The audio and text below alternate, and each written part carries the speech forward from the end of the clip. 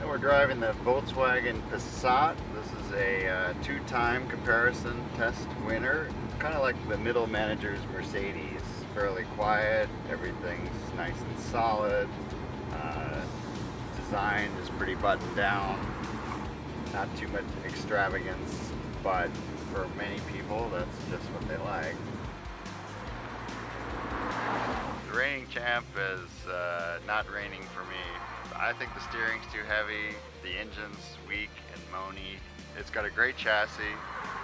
It's comfortable, big insides. The back seat is huge, but it doesn't talk to me the same way the Accord does. It's pretty bland. I don't think I could live with that engine.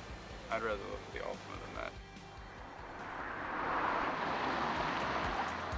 This is the Nissan Altima. It lacks a little bit of the refinement that the Accord has, both in the chassis and in the engine, and particularly in the CVT. I think this one's still a little bit more rubber band-like. But the car tries really hard. I mean, when you're in the corner and you can feel it kind of rotating, you know, overall it's quite a good driver's car for a mid-size sedan. How about the Altima? It's definitely got the poverty pack interior. I mean, certain... It's the cheapest in the group, though. It's got some structural quivers, which is what you get for a lightweight car. Yeah, it's definitely, the impacts just reverb right through it.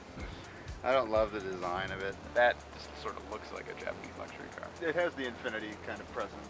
It doesn't feel anything like an Infinity. No, it doesn't.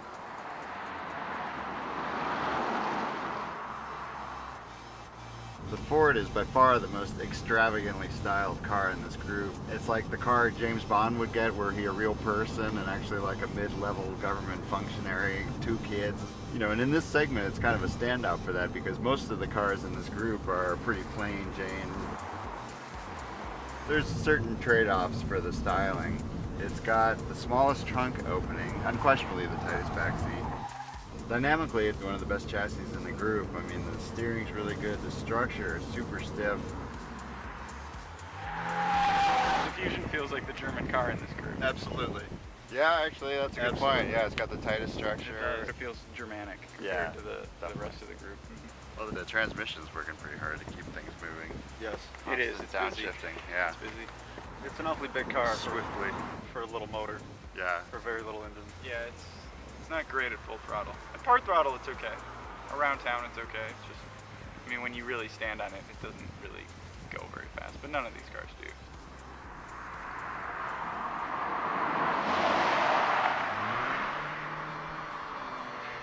With this car, Honda really proves that they're still masters of harmonization. I mean, everything just works in total symmetry in this car. The steering, the brakes, the suspension, just everything just pulls together to make a really nice driving experience.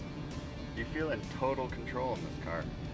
The fact that it's smaller is fabulous. I mean, 3 inches shorter, an inch shorter at the wheelbase, yet you don't really give up interior space. I mean, I don't feel crowded in the car. And the engine is totally smooth. I mean, I don't know what they mount the engine on, but it feels like it's sitting on 4 Serta mattresses. The cabin's just really isolated from vibration. Honda is back, I have to say. This car is really an impressive statement. These are all volume cars.